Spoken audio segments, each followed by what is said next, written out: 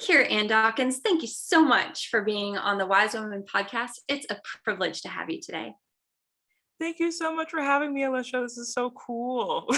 I'm really excited. So I met you because you are the head of community and an author coach mentor at New Degree Press. Mm-hmm. And you have been coaching us and encouraging us all along the way as we have embarked on this strange and wonderful and stressful journey of marketing our books, right? Mm-hmm. Right, exactly. Yeah. It's a Well, very unique journey. it is a really unique, which you've already been through. So you are definitely more than equipped to help us out. But can you tell folks a little bit about who you are and what keeps you busy in this world? I certainly can. First of all, thank you so much again for the opportunity to be here. My name is Kyra Ann Dawkins, and I have the privilege of being the head of community at New Degree Press. But that being the bulk of what I do in my career really comes from a broader passion for helping other people and allowing myself to be an advocate for honoring human voices. Mm. And so, in navigating the New Degree Press process and in helping other people navigate the New Degree Press process in writing, I am so honored in that I could help people not only feel empowered to tell their stories, but help them find ways for their messaging to resonate with the audiences that they want to reach. So that kind of is what I'm up to from a career standpoint, but at large, human voices have always fascinated me. Storytelling is really imbued into my bones, and I am really passionate about language justice and advocacy for the autistic community in particular, because I have an autistic and nonverbal sister. So words have always fascinated me just from like an academic lens, but more importantly, the way in which words are rooted in people and honoring how those words are translated into someone's corporality and their sense of identity will always mean the world to me. And I hope to make my life centered around that.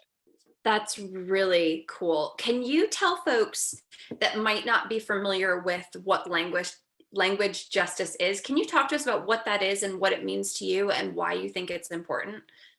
Of course. So language justice is okay. So to offer a few statistics surrounding this, if we don't change course, 90% of human languages that exist today will be extinct within 200 years. Wow. Um, and with the loss of human language, we lose so much access to human ways of knowing and cultural understandings. As somebody who, for better or for worse, is a native speaker of English, which is a very dominant and in some ways hegemonic language, particularly in spaces like the internet, I throughout my academic career, I actually took 2 classes talking about the intersection of language justice and particularly digital technologies. There's a major stake in the passing down of languages because people are constantly being told that their mother tongues, if they aren't reflected in technologies, no longer matter. If you can't speak a dominant language or engage with technology in a dominant language, then your voice is being suppressed. And so if you have access to learning a dominant language, you just use that language. Or if you don't, then you're in many ways, your voice is excluded from a lot of really helpful spheres. And so language justice to me is paramount to the preservation of human culture, because just imagine not being able to articulate yourself in a space that is constantly meant to unify the world, but you and the words closest to your heart are nowhere to be found there. And so it's Like painful. would an example of this, like the first thing that came to mind when you started talking about this would be like a Native American language. Like I Mm-hmm. remember sort of reading about this in Braiding Sweetgrass. Yes. where that author talks about how her language is going away because so few people speak it. So is that what we're talking about? Yes, that's a huge, huge component of it. So on the one hand, you're fighting against, I guess, very assimilationist forces, particularly of younger generations of people not feeling that the non-dominant languages are necessary to know. Do I have this book with me? I do. There's this book that I absolutely love called Poems. Can you still hear me? There we go. Yeah. Poems from the Edge of Extinction. And basically, this poetry collection navigates, first of all, poetry specifically as a unique expression within language to access not just the academic component of language preservation, but also the cultural component. And because poetry has a tendency to be beautiful and include things like idioms. But to piggyback directly off of your question, yes, what we are talking about is particularly younger generations not seeing the necessity for the languages of their ancestors because technology is saying, well, as long as you can speak English, as long as you can speak Spanish, as long as you can speak insert dominant language here, you can make yourself intelligible in these more prevalent and broad sweeping spaces. And that can get really dangerous because there's so much that is at stake culturally and just identity wise. Right. That makes so much sense. I'm curious about how your sister helped maybe shape your love of language and how that shows up for you. So thank you so much for asking that question, because as much as I love to say that I'm drawn to language from like an academic and creative perspective, the real heart of why I love language is because of my sister, and it always will be. So my little sister, her name is Kendra. She's only 15 months younger than me. So I don't remember what my life was like without her, and I would never want to. I'm actually the oldest of four. So I have three siblings overall, but my sister is the one right after me. So I started talking when I was 8 months old. Whoa. Apparently, like I started to say my name, and I started saying a babified version of my mom's name. So my mom, when I started talking so early, she was like, this is not normal. And the joke of my family is that I haven't stopped talking since then. But then my little sister, Kendra, again, she was just right after me. So when my sister didn't start talking at 8 months old, my mom was like, yes, this child is more normal. But then when she didn't really start talking at all, concerns started to be raised. And so then my sister was diagnosed with autism when she was 18 months old. My sister also was diagnosed with epilepsy when she was like 2.5 years old. And so all growing up throughout my childhood, particularly when I was younger, I always wondered, like, why is it that I had so many words and she didn't? Or if there are words in her head, where did they go? Like, did they get trapped somewhere? Like, what is happening? I mean, even now, it's not that she doesn't say any words at all, but she can only say like a handful of phrases, like I want juice, etc. She also likes to sing songs. But I think that a huge part of the reason why she has shaped my love of language is because my sister speaks her own language. Like, she expresses herself in a way that not a lot of people understand. And I used to think that it was my responsibility to explain my sister to other people. And oftentimes people would be like, oh, Kyra, you're so good at explaining her. But it's not my space to do that. My space, like my job as an ally to my sister, is to invite them into being willing to converse with her in her language, so to speak, or accept the fact that her way of communication is just as valid as anyone else's. And that was sort of at the seed from very, very young Kyra wanting to lean into language, because at the end of the day, I might have a lot of words in my head, but that doesn't necessarily mean that my way of communicating myself is any more valid than the way my sister does. Right. Thank you for sharing all of that. I'm really curious about what her language is.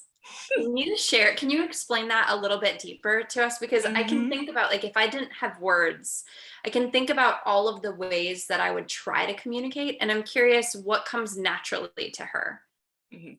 This is an excellent question because it's definitely evolved over the years and technology has helped with this. I think so. One of my favorite examples is she uses her iPad a lot. Like there are these like language apps where you can press on certain words, and she occasionally does that. But my favorite thing that she does is so my sister is very well versed in popular culture. Like she watches YouTube a lot, and in the background, if you ever come to visit her house, you'll hear her listening to different clips from some of her favorite childhood shows.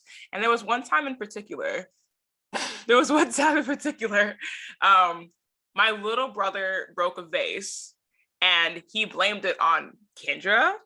But then my sister Kendra found a clip of Baby Bop from Barney saying, "Not my fault." And she played it for the rest of the day. And I was like, Mason, you are busted. Mason is like my little Wow. brother's name. So my sister occasionally will use clips, kind of like Bumblebee from Transformers, how he uses the radio to talk. Um, my sister will use clips from like pop culture to convey certain things like like if she's upset she might play a song that conveys being upset, and I'm like, oh well. I understand what you're going for today, Kendra. Mm-hmm.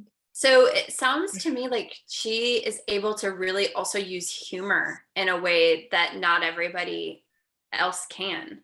Yes, she's so funny. I She also has the most, like, there are people, first of all, she's one of the most confident people ever. Like she does not care at all what anybody says or does or thinks about her. And that is something that I aspire to have her caliber of confidence.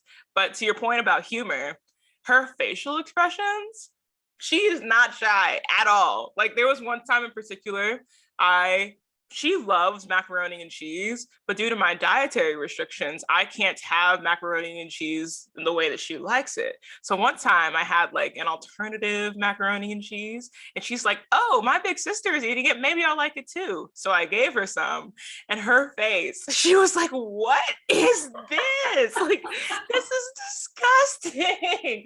But her face just said all of that in capital letters. And I'm like, it was just it was a memeable moment, as my family would say. It was so funny.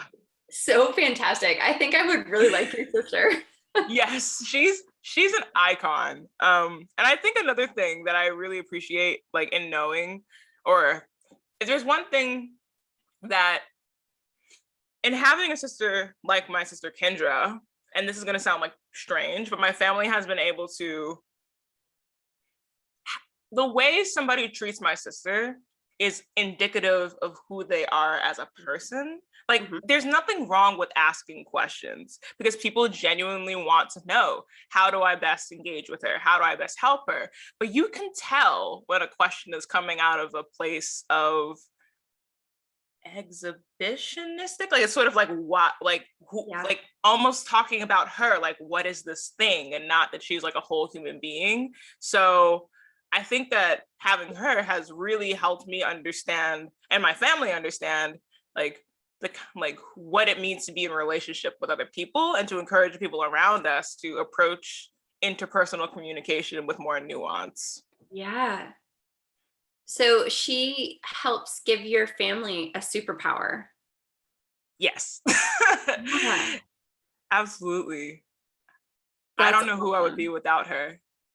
Yeah. Oh, that's awesome. Okay, so shifting gears a little bit, can you tell us about your book? Your it is The We and the They. Did I get that correct? Yes, Tell us ma'am. about this book. Okay, so the we and the they, I guess the nugget form of it, I like to describe it as a dystopian oral history. So it is inspired by oral history and rooted in collective identity. And it emerged in large part because I wanted to honor the stories that, well, really the stories that I've been fed my entire life, but particularly the stories that I heard from my grandfather about our family history.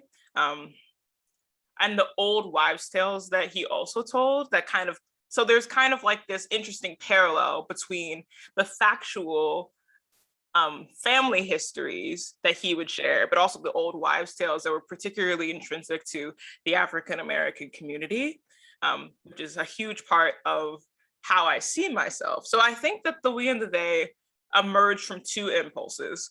One, to honor oral history storytelling and just to say thank you to my grandfather, and also as a means to invite readers to embrace being part of a new collective created through a story and to acknowledge the collectives that they're already part of. Because there are so many books that are written in the first person, which again is not a problem. I'm actually working on a book that is also written in the first person, but I wanted people, there isn't a lot of books or stories told in the collective we that are written down. Usually in oral history, when talking about a group of people or a legacy of a group or of a family, we is used all the time. So I wanted to use the first person plural or the collective first person as a way to allow the reader to see, like, how has my I been shaped by we's?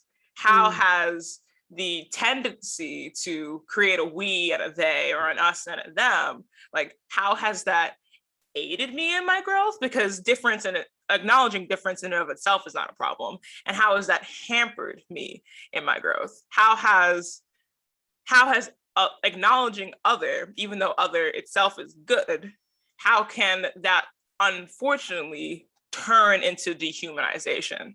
And those are the tensions that the We and the They explores within the broader context of scarcity, because it takes place within the Great Famine. So yeah, that's where the book kind of came from. I can't wait to read this book. So normally I'm able to read a book before I do the interview, but given that I'm in the throes of writing it, it's my reading time is like not the same. So I can't wait to read this book. I'm curious if you share a story that you love from the book. Like, is there one particular story that you love to share? I'm trying to think of a good one that isn't a spoiler. So this isn't necessarily a spoiler. So at the very beginning of the book, so this book is framed around a collective group called the We, honoring 6 of their members, like that are individually named, who end up passing away. That's not a spoiler because you learn about it. Like, it's literally said in the first chapter, they all pass away. But so that's the overarching structure of the book. And I think that one of my favorite moments that I can give away without it being a spoiler is one of the named characters. Her name is Rose, and she is considered among the leaders in the We. Like, in her backstory, the We at large don't even really remember when she joined, because in their minds, she was one of the genesis. She was like the genesis of the We. She is from a big city, and once she is in contact with the They, once the We agree to go with the They, Rose is exceptionally beautiful. And in the big city, that was often a problem for her. Where she's from, everybody, when they turned 14 years old, was required to choose a weapon. She has a twin brother named Rajan, who isn't really featured in this story because the Great Famine separated them. But her twin brother chose the bow and arrow as his weapon, but Rose chose a dagger because she says that, really, because of where she's grown up, if anybody's a real threat to her, it's because they somehow managed to get too close. So, exactly. And so I think there's a scene where one of the They tries to make an advance on Rose. And she says, if you get any closer, basically I'll castrate you. I have a dagger. Wow. And I loved writing that scene. I was like, yes. So your characters are feisty. Yeah, she's not playing around at all. I mean, I definitely kind of balance out some of Rose's feistiness. The thing that's interesting about her in particular is that she's very, very loving, and she's very, very ambassador. Like, she has a tendency to really envelop people and like welcome them in. But when it comes to proximity, it still takes a lot to get really, really close to her. And so some of the other female characters, there are two other ones who are named in the story, kind of balance out her like feistiness.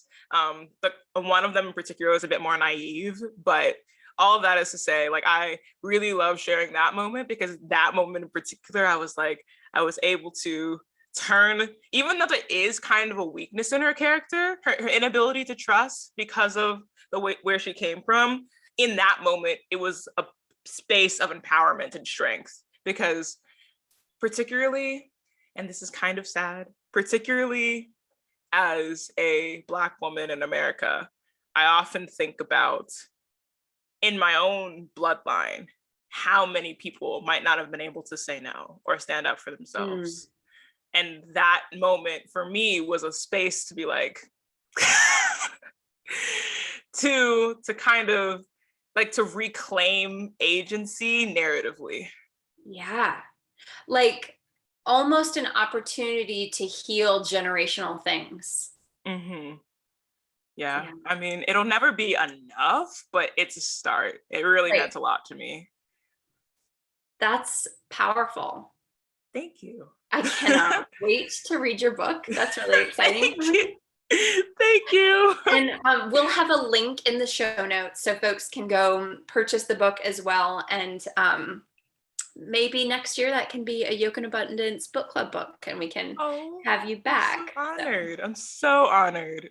Yeah. So I'm curious. I mean, you do so much. I mean, you're a writer, and I know how much time that takes. And you write like you're an independent freelance writer, writing articles for all sorts of prestigious publications, as well as an editor, and then the bulk of your work being around what you do with New Degree Press. Is it hard to find time to carve out to write for you? Oh, absolutely. I think that thankfully I am a morning person. I don't know how that happened. Thank goodness I am a morning person. So I feel the most like alert when most people are still asleep. So I'm the best time for me to carve out time to write is relatively first thing in the morning, because when my day starts, particularly my work day, it's like anything that I allotted to myself, not to say, because boundaries are important. I'm still learning how to set those boundaries more explicitly. But once the workday starts, all kinds of crazy things might come up. So the best way for me to carve out time is to say that before the rest of the day ensues, I'm going to prioritize the stories that I hope to share with the world. Not to say that, like, allow the stories to channel through me before the day sort of kind of disrupts the flow or the ability to receive. Because when you start looking at notifications on your phone, like where the creative spark tends to get swallowed. So yeah, it's like all over, right? Yes. It's like, and there's that, like, I had the idea, and then you lose your train of thought because somebody asks you a question. I'm like, wait, what was I doing? I hate it when I go to like do work on my phone, and I'm like, oh, I need to post this thing on Instagram, or I need to pull that person's email address out of my DMs so I can send them whatever it is. And then I get sucked in, and all of a sudden I haven't done the thing that I came there to do. And it's like 30 minutes later, and I'm like, what just happened? Yeah, what happened? Like, yes. Honestly, time is such a vortex in that way, because here you are. I think my least favorite thing, but also the thing that I find the funniest, is when you start to do one productive task, but then in the midst of doing that task, you're like, oh, wait, while I'm here, I might as well do this. But then because you had that thought in the middle of doing the other task, you don't finish the original task until you remember it later. And it's like, fascinating. Like, what? That's not what I originally was here for. That happens to me when I'm literally on any search engine ever. Yeah, multiple times a day. Yes, exactly. So I'm curious, did you always want to be a writer? Given your love of language and communication, did you always want to be a writer? That's a really good question. So when I was going through school, I've always loved writing. I got my first like writing award when I was in second grade, and they were like, "Oh, you're the writer of the year or whatever of our school." And I was like, "Oh, well, I really love words." So I think writing is always something that I knew I wanted to be a part of my life to some capacity. But because the life of a creative isn't necessarily lucrative, for lack of a better way to frame it, when I was really young, because I also have like a parallel interest in neuroscience. So throughout school, I would read a lot of neuroscience books, and up until my junior year of college, I was pre-med and pre-law, and my original major was neuroscience and behavior. Then I switched it over to medicine, literature, and society so that I could still, if I wanted to, go to med school. But then I realized that I don't really enjoy the practice of science so much as I like talking about science. Like I love reading the articles, but I don't like dissecting the frog. Like I would rather not do that. So I think that I've always wanted to be a writer in some capacity. I mean, I was in the school newspaper, all of that jazz, but I didn't allow myself to really see it as a huge part of my career because I was afraid that I was going against the more, quote, stable paths of doctor, lawyer, engineer kind of thing. That makes so much sense. Mm-hmm. What do you think your younger self would say about your career now? That's such a good question because it really depends on which younger Kyra you're talking to. 4-year-old Kyra or 8-year-old Kyra will be like, "Oh my goodness, that's so cool. You get to write, you get to talk to people." 14-year-old Kyra will be like, "You're not in med school, you're a fool. What are you doing?" Like she'd be so annoyed with me. Like, look at you, you followed your heart and now you're all soft. I was No, for a little bit of context for 14-year-old Kyra, 14-year-old Kyra went to a boarding school and she felt like she had to wear like suits every day in order for people to take her seriously. There's that 14-year-old Kyra is still in me somewhere, but in general, yeah, exactly. Yeah, that is so in me. Well, I spent a decade in corporate America, and I will tell you to this day, I still feel like my best self when I am suited up. Like suited up, hair curled, makeup on, pumps on. Like I feel like a badass when that happens. And I'm like, right. But at the same time, I'm like, that's not actually me. That's just the armor that makes me feel good. Right. So I feel you on that. No, I mean, it's definitely a vibe. Like I still enjoy a good suit, but I will say that I really felt at that time, but it was also high school. So that's just a blur for a lot of people. I definitely felt at the time that like, if I didn't put on that armor, I was not worthy of being taken seriously. Ooh. It was like major imposter syndrome. But Yeah. now, no matter what I'm wearing, I should be taken seriously, you know? Oh, I love you just really woke something up in me. That's true for me too. When I was in corporate, at that job, I felt like an imposter the whole time. And now when I put that suit on, even if it does feel like armor, I feel like I'm still my whole self in the armor. That's awesome. Yeah. Yeah. Thank you for that insight. No, thank you, because I didn't even really frame it in that light before, like in terms of seeing it as armor. Yeah, that's super. And you using the language of whole self, because I like before I was very, very intentional in curating an image. For 14-year-old Kyra was like, I want people to see me in this way, so I'm going to act like this.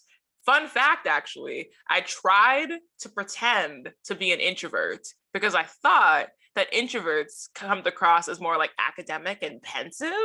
Like, oh, I don't know. I clearly I didn't understand the difference between introversion and extroversion when I was younger. Like, I clearly didn't actually understand what that meant. But so I tried to come.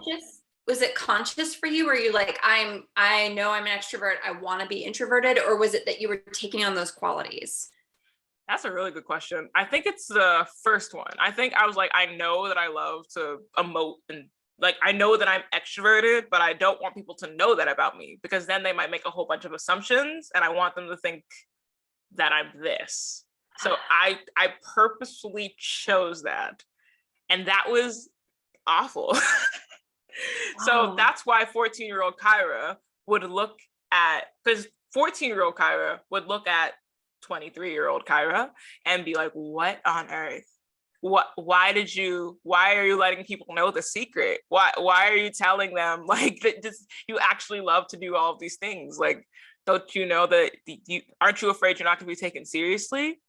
But now I could be confident in saying, and I feel like it was a major journey towards the latter years of high school and throughout college to be ultimately, I'm meant to be who I'm meant to be in this world. And I don't, and frankly, we're all meant to be who we're meant to be in this world. And we shouldn't spend our lives, like, of course, this very ability to be our full selves is kind of marked by privilege to some degree, if we're being honest. But like, if we can, we shouldn't live our lives according to what we hope people perceive of us. Because at the end of the day, we really have no control over that.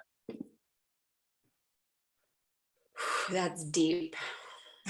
That's really deep on so many different levels. And you're right. Thank you.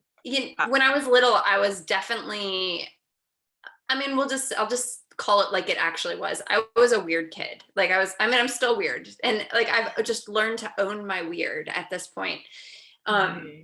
But I remember my aunt giving me that quote. I want to say it's a Waldo Emerson quote of like, the courage is to be yourself in a world where everyone is trying to make you like everyone else type of thing, something along those lines. Right. And I think you are like, what you're saying is that like, we have to have that courage to be who we are. And because that in itself is worthy. Right. I think that worthiness, particularly amongst so many societal standards of what worthiness is, and because that is so subjective, I won't sit here and say that I don't ever contort to societal expectations.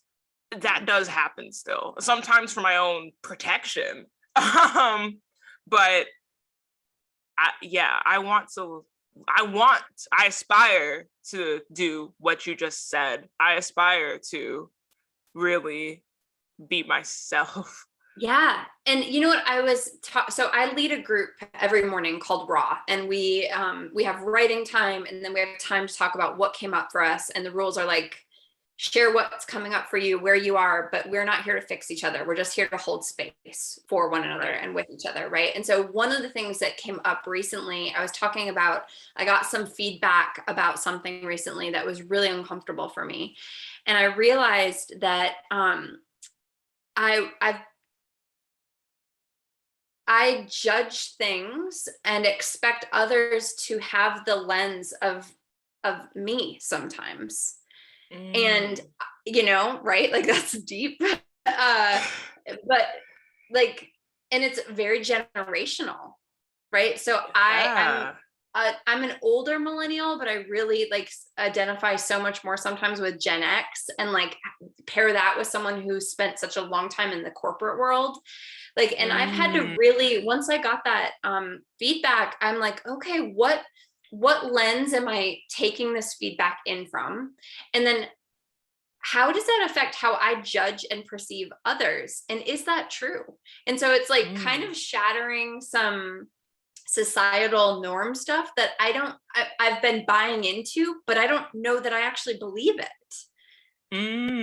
Wow.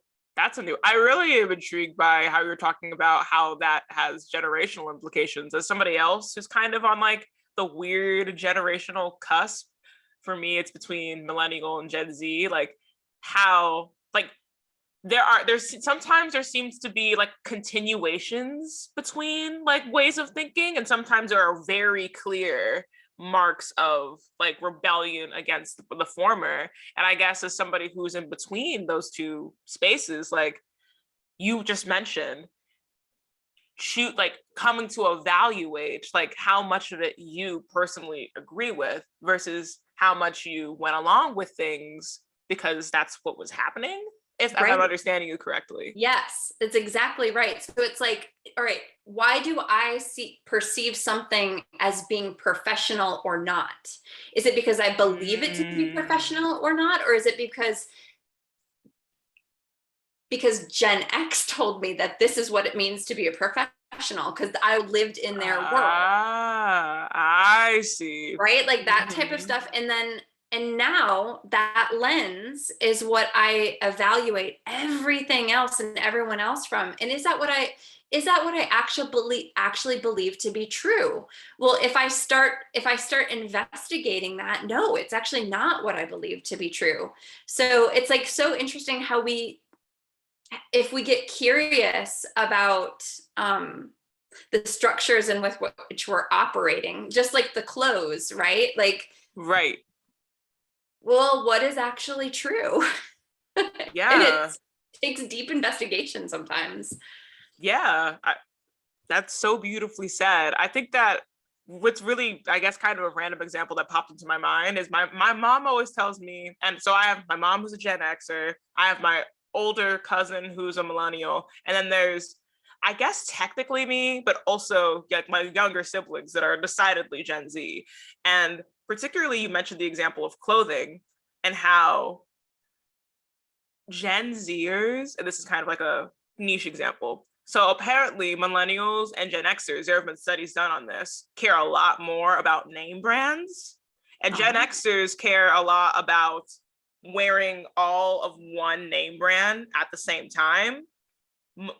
Millennials care more about like, as long, like if you have, it can be name brand, but it doesn't necessarily have to match. Like you could have like multiple name brands on you at once. Mm-hmm. And then Gen Zers are like, forget this nonsense. I'm thrifting. Like it's like that's like a subtle example, but it just sort of goes to show like if you're in the world of one generation, it's like the way in which you present yourself, you'd be perceived in this way.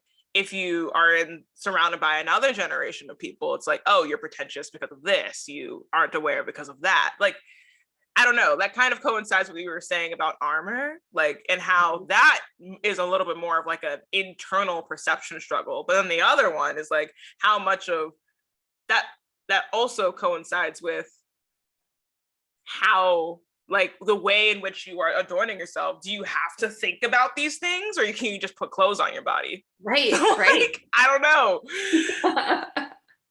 It's crazy. And I'm not even going to try to loop that back to whatever we're talking about. They're just going to let that be a juicy nugget for people to listen. Yeah, I mean, yeah, I just wanted to say that we were talking about like the generational expectations and how that shaped how you realize that you judge things. Yeah, so many things, like consciously and unconsciously. Yeah. Okay, so please tell me, what else do we need to know about you? Interesting. I love Disney, like absolutely love it. Always will. I will say that I have profoundly mixed feelings because not too long ago, from the time of recording this podcast, it was Walt Disney's birthday. And I had like really mixed feelings of people like celebrating that, because even though Disney as an organization has evolved for the better, Walt Disney was a problematic man. So, I mean, to each their own. I mean, yeah. It's true of a lot of people that we celebrate in history, but there's that. I absolutely love Disney. So that's one thing. In the event that there are other Disney lovers in the audience. Can I take us on a tangent on that? Yes. Okay. So we've recently in Raw been talking about like the anti-hero and like writing stories from the anti-hero's perspective, the bad guy, the villain, like what if, let's write from Ursula's perspective, like what was Ursula's origin story, and How did she, like, if we were actually telling the story from her perspective, what was actually happening, what was going on, Right. type of thing. And like the whole where wicked comes from, like the Right. wicked witch. Exactly. um Exactly. so if you were going to write the story of the anti-hero, who would you choose? Which villain? Oh, that's a good question. So I feel like there's a difference between the answer that I would find compelling and like in terms of just like interesting to write about versus the answer of the villain that I actually think has a point. Oh, okay. So like I'm interested in Scar's perspective from The Lion King because I just want to really actually understand the dynamic between him and Mufasa. Like what really happened there. So I think it would be really interesting to write from his perspective, but I don't really think that his perspective is all that valid because it just sort of seems like that Hamlet example of a brother being salty about his other brother having power. But I'd like to like that seems like it'd be the most fun to write from. In terms of the villain kind of having a point a little bit, I still don't agree with the point, but so I'm curious about because this has been interpreted so many different ways in different retellings of the story. The stepmother from Cinderella. In the most recent Cinderella retelling that I watched, the stepmother, played by Idina Menzel, was was basically like, I don't want you to run off and marry the love of your life because at the end of the day, frankly, she was like, at the end of the day, men are trash and you're not going to be able to live out your dreams anyway because my first husband was trash and didn't and told me that I was frivolous for pursuing my pianist career. So why like marry for what you think to be love when you really should just marry a rich guy? Because they're all bad. All men are bad. So I'm not saying that I agree that men are bad, but I understand how she was operating out of a place of fear. Like, I'm trying to protect you from having all these expectations of love and fulfillment when really, like, you can't trust someone from her experience. You can't trust someone to come through for you. So you might as well just sit on your riches. Ooh, I like that. Like, right? No, I mean, I like the complexity that gives the wicked stepmother persona of like someone that actually does love this woman and wants to protect her and not see her get hurt the way she got hurt. Like that is a very compelling. Right? I do actually want to hear Scar's side of the story too. I want to find out like what made him someone that would try to kill his nephew. Like like what is that? Like what happened? I mean, like there are some Disney theories because of course I randomly read fan fiction on this, but there are some Disney theories that Scar is actually not Simba's uncle. Like they use the term brother for like military reasons, but I still think that regardless, it's shady. Like you want a child to be dead? Like what are you doing? Like so much is wrong with this. Yeah. Yeah. Okay. That's so much good. Okay. So what else do we need to know about you? I totally I mean, on a related note, I love Disney, but I also really love a lot of the movies that I like to watch are in black and white. So, but my favorite TV show of all time is The Twilight Zone by Rod Serling. I'll just show you on this camera that I have a notebook of Rod Serling. I love. I write speculative fiction. My first book is a work of speculative fiction, and it's dystopian with a tinge of magical realism as well. But I think being exposed to Rod Serling's work or being exposed to speculative fiction in media, really, I love the invitation to ask bigger questions of life through narrative framings. And I love how the Twilight Zone is a space where people don't expect things to be resolved. Like I don't know what has happened to me as of late, but it becomes increasingly difficult for me to read stories where everything is tied up in a neat bow or to read stories where every aspect of it is completely explainable. Like I loved being asked to suspend my disbelief in some way so I can access an element of the truth or the lesson that I wouldn't be able to do in quote real life. Yeah. So that I love that show in the event that any of you want to watch The Twilight Zone if you haven't watched it before. It's so good.